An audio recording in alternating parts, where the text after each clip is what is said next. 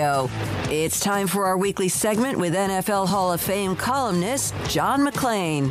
Brought to you by Pioneer Steel and Pipe, where customer service is their main focus, and best in metal, steel, and pipe for large or small projects, with 2 locations in Waco and Bryan. Family owned and operated since 1943. We're now joined by Hall of Fame columnist John McClain, who is also Jalen Petrie's public relations department and what he does with the Texans as well. John, thanks for your time. Today's the cut day. Do you have any interesting stories about cut day over the years you've covered the NFL? Well, it sounds like I've set you up for this, but I haven't. And this is, I'm preparing to speak to a Baylor alumni group, Baylor professionals. Houston present John McClain next week for the Junior League of Houston. And I'm excited about that because this will be the second time I've been speaking to Baylor groups in 2 weeks. And this is a story I will not tell them, but I'll tell you, and I can't mention the names. One year in the early 80s, it was cut day. And back then, you could go to the facility and you could wait in the parking lot or the hallway. Players are cut and you can interview them. Now, if you try to get close to the stadium, they'll tase you. And so there was a big defensive tackle sitting on the back of his Bronco. And his name was Darryl Skogstad, and he was crying, and his shoulders were heaving, and I went over, and he told me he'd been cut. And I felt bad for him, but I asked him if I could get a couple of quotes. He said, yeah. I turned on my tape recorder, and he said, I got cut because, and he said a coach was having an affair with a player who was kept over him. And I'm like, okay, wait a minute. I said, what? And he repeated it. He said he kept him because they're a twosome. And this was in the early 80s. It might have been 82 or something. And I'm saying, you don't want to say that on the record, do you? He said, I sure do. I want to see it in the Chronicle because I got screwed.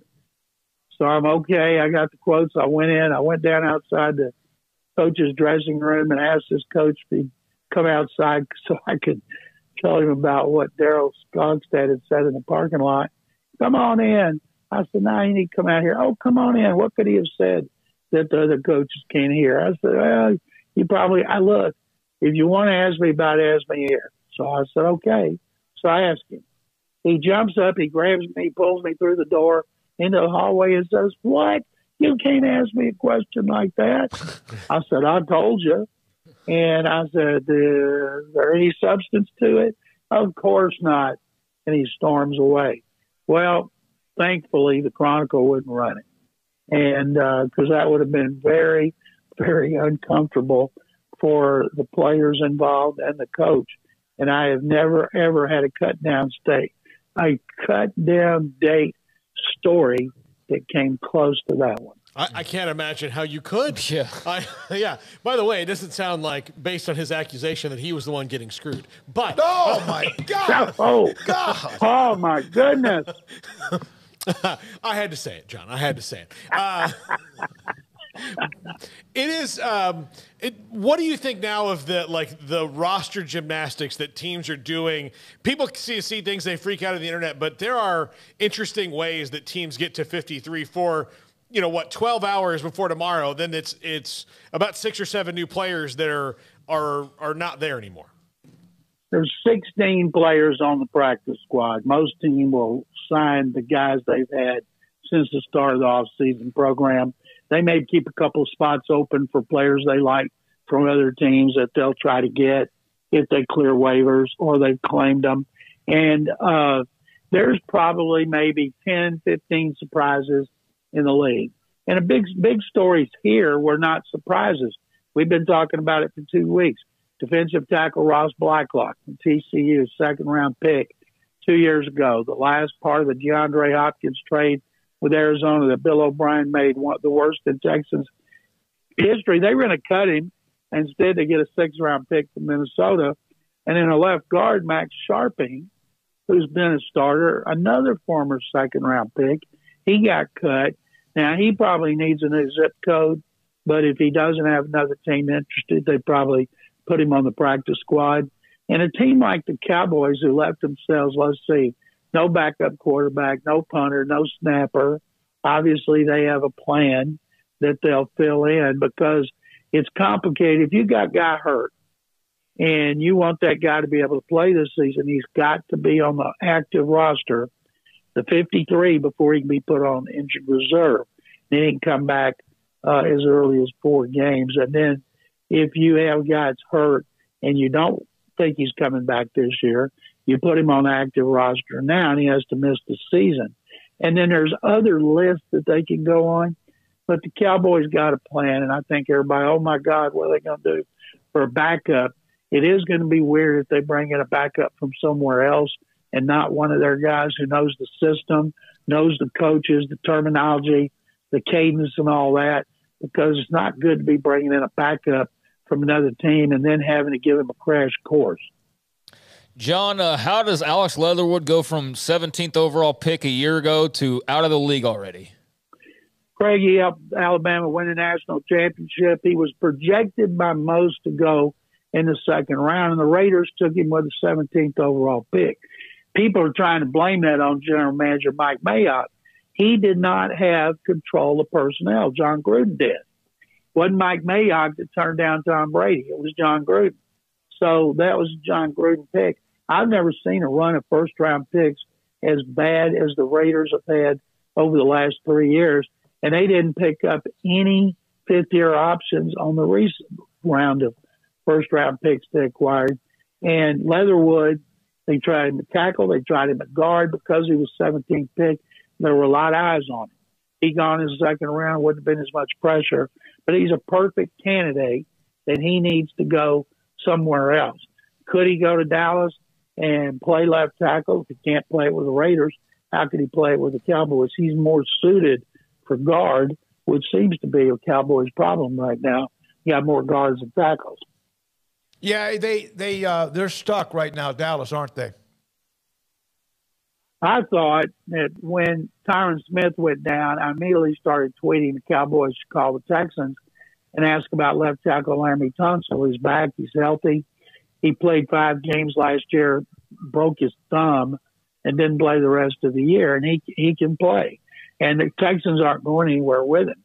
And they've got another backup tackle. They've got 3 tackles. 2 have been starters. And it just seemed natural to me. Now, the Texans would have taken a big cap hit, but they could afford it.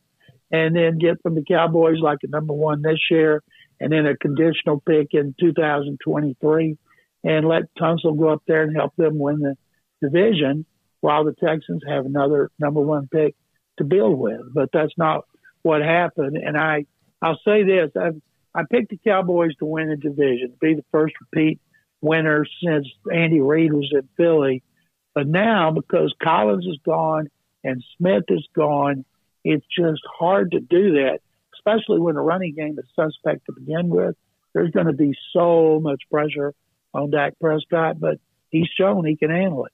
But, John, they've known that swing tackle is an issue for 7 years, and they know that when Tyron Smith doesn't play, their offense is demonstrably worse. And they still, I know it's not easy to find guys, but they still, found themselves in this position by what they did. And it just seems to me that the Jones family needs to be pushed to desperation to make trades like they did a few years ago for Amari Cooper. They tried to roll out with, no number 1 wide receivers. They were 3-5. They made a trade and turned the season around. I think that's probably what's going to have to happen here. If Sean Payton were the head coach, I'd feel a lot better if I was a Cowboy fan about what's going on up front. But with Mike McCarthy, he needs all hands on deck. If you don't have enough hands, it's going to be difficult. Now, the NFC East is going to be a 2-team race. The Eagles are making moves to get stronger with veterans, sacrificing draft choices, but low picks. And I think right now it's a toss-up where before I was ready to pick the Cowboys. And I still don't know why La'el Collins left and went to Cincinnati. I heard there was some point the Cowboys wanted to prove. But remember, say 3 years ago when they had the best offensive line in the NFL, they had talent, they had depth, they paid them a lot of money, but it has never worked out the way they hoped it would. John, what did you think of Jimmy G returning to San Francisco? He didn't practice with them at all. He practiced on another field because they didn't want him to get hurt because they're going to trade him. Problem is when a quarterback comes off major surgery on his throwing shoulder, people are not going to make a trade. Doesn't matter how much you tell them, oh, man, he looks great. And they were going to have to release it. And if they released him, he ran the risk of going to – he would not have had to clear waivers because he's a vested veteran. But maybe the only teams that needed quarterbacks are bad teams. The quarterbacks were injured, and they might give him $1 million or $2 million and then pay him the minimum.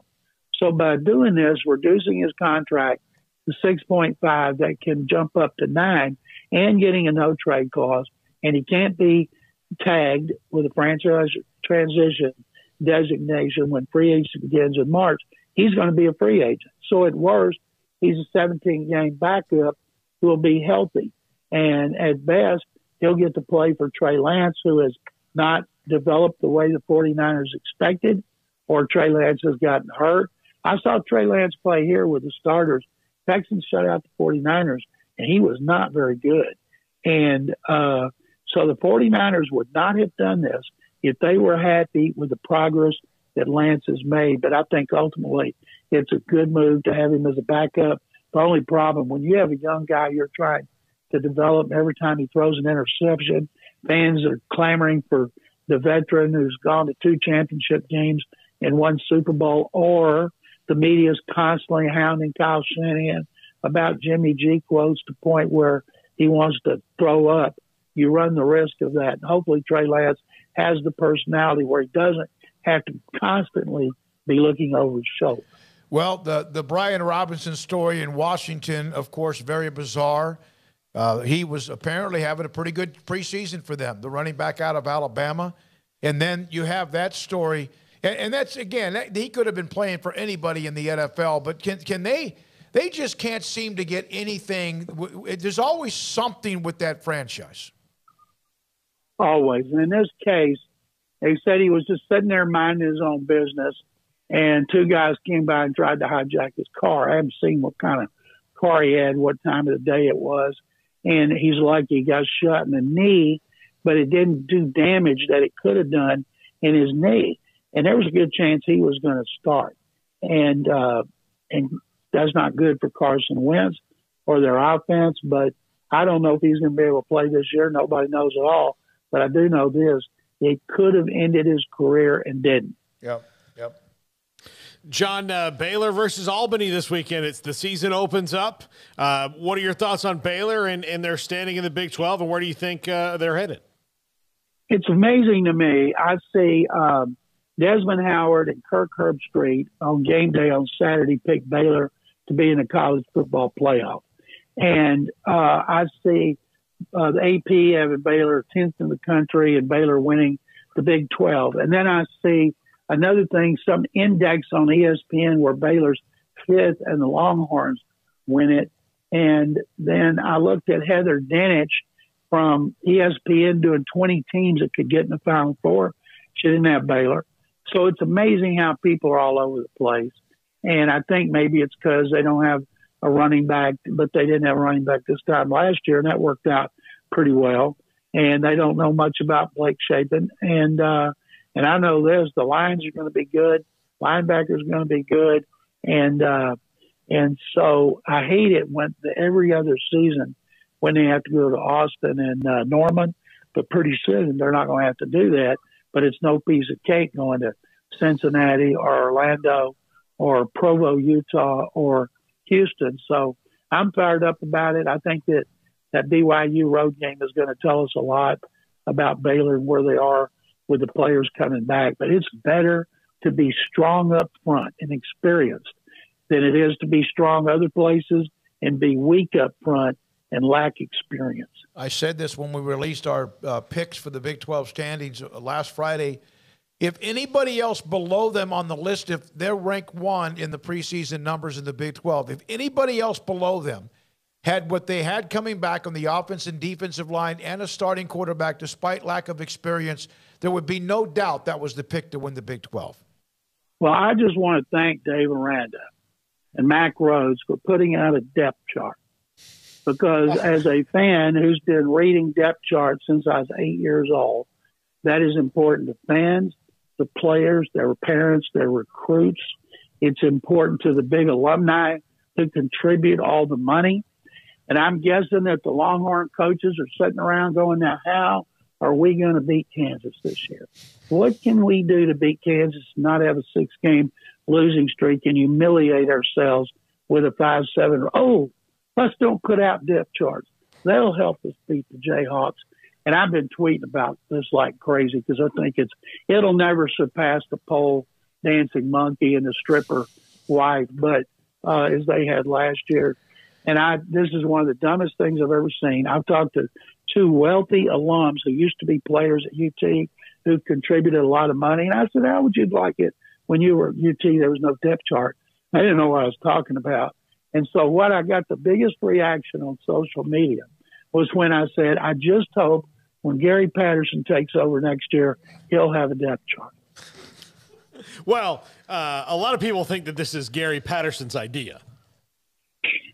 That must be Baylor people thinking that. Yeah. No, it's to each his own on all that. I've just watching you. You are driving Texas fans and even some of the media crazy. So please keep it up. I will keep it up. I can't believe anybody would defend that.